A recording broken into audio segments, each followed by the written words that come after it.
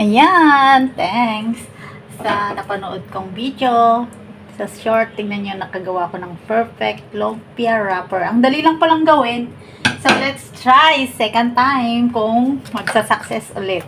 Ito yung ginamit ko at gumamit ako ng about half cup na all-purpose flour.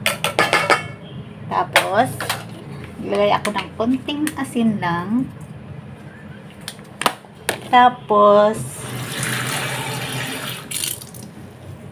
half cup ng water.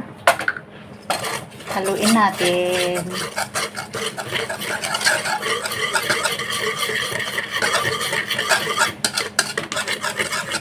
Ayan. Tapos, maglalagay tayo ng 1 tablespoon of oil. Yan lang yung ingredients niya, guys. So, tapos haluin natin. O, yan na siya. Diba? Tapos, salain para salain natin. Ilang beses na akong gumagawa nito, puro palpak. Ito lang ako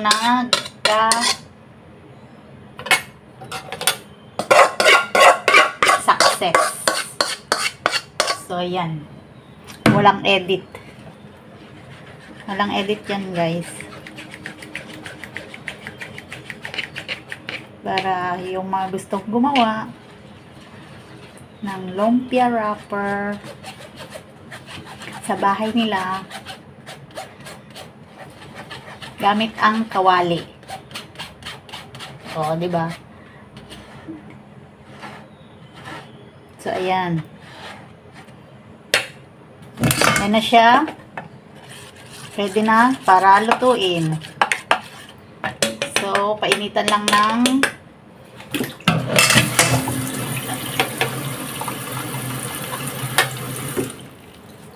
kailangan ng mainit na kawali or pan. So, ito na yung ating ayan. Sige, taas natin para makita nyo. Yan yung kawali ko. Or ganyan. So, ayan po, kagagawa ko lang talaga.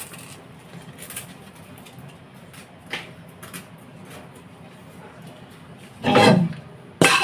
Hindi na lalagyan ng mantika. Painitan lang natin yung kawali.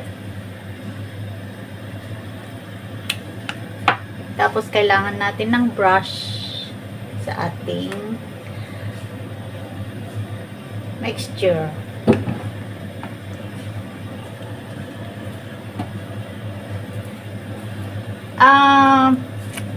Actually kanina, nung unang gawa ko, hindi siya perfect.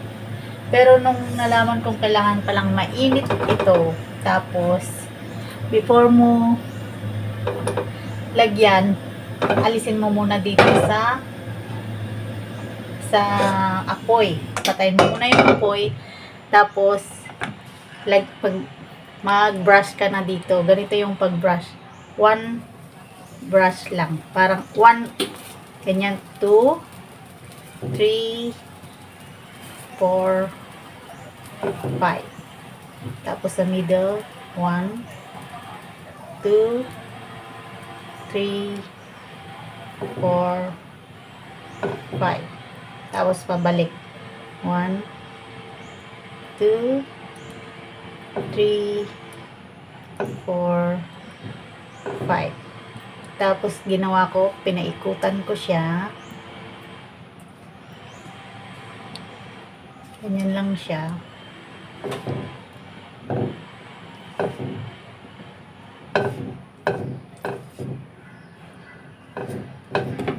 Ayan.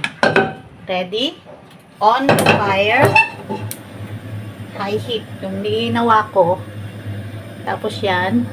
Tingnan nyo. Parang wala lang siya, no? Makikita mo yan na maluluto. Parang hindi siya naluluto, actually. Nakakaba. Parang hindi siya naluluto. Pero, tingnan nyo naman. O, diba? O, talagang ang bilis lang. O, ayan. Nakita mo na siyang parang na tutuklap. Pwede mo na siyang iganyan. Para hindi siya maluto masyado.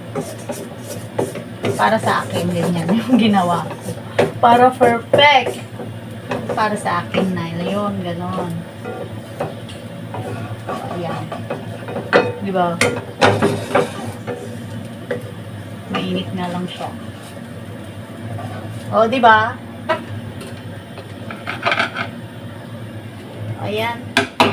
Nagawa na tayo. So, ganun lang ang gawin ng proseso. Same process. Na alisin from apoy. Tapos maglagay ulit.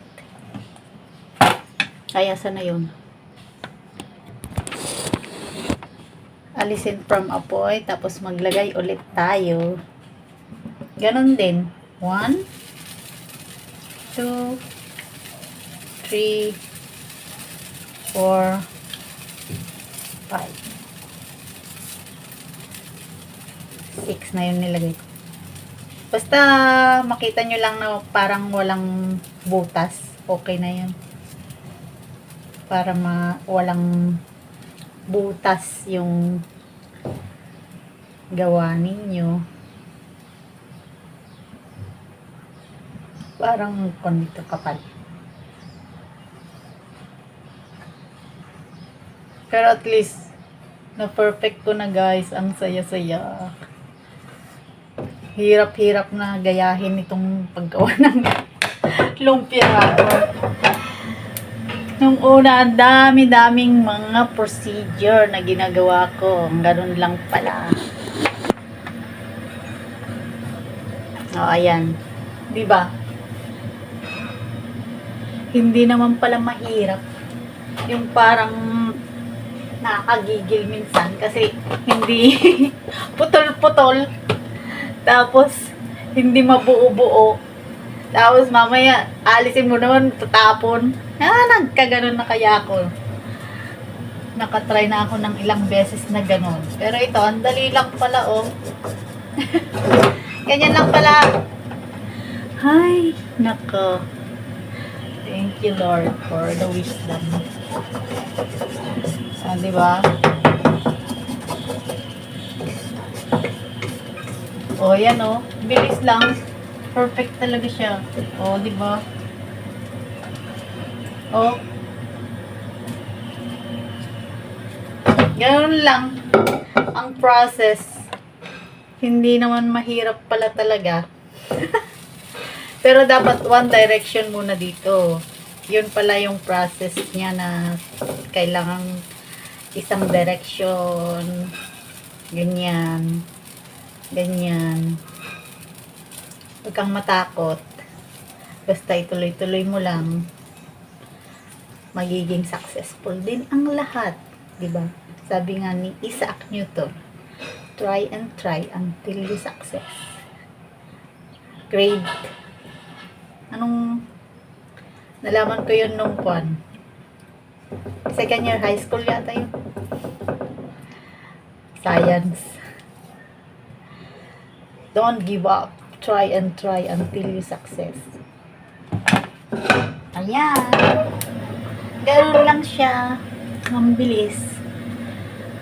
So, ang gawin natin, pag gusto nating mas marami, kung ilang cup yung flour, ganun din karami yung water.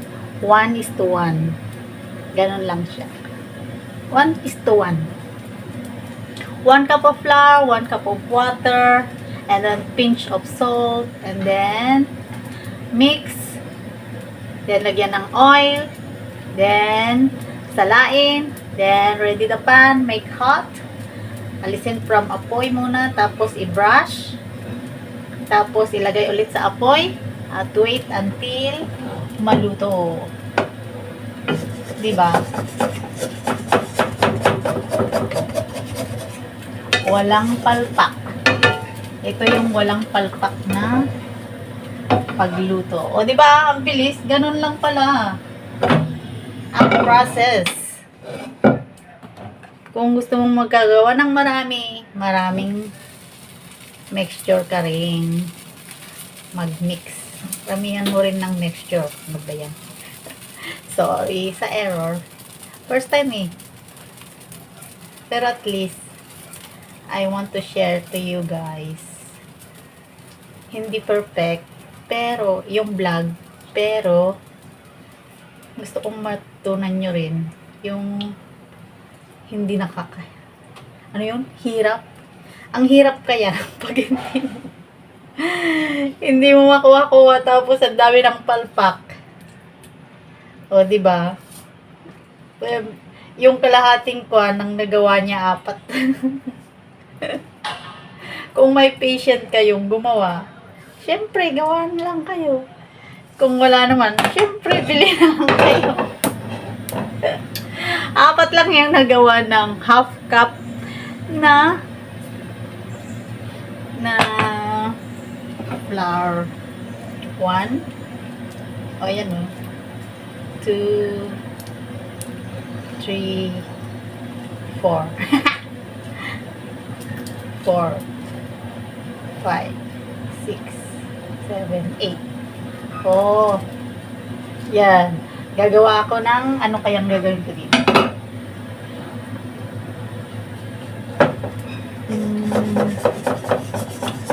Mamaya, gagawa ako ng Shanghai. Okay. That's it. Tapos na ang ating, ayan, nakaluto na tayo.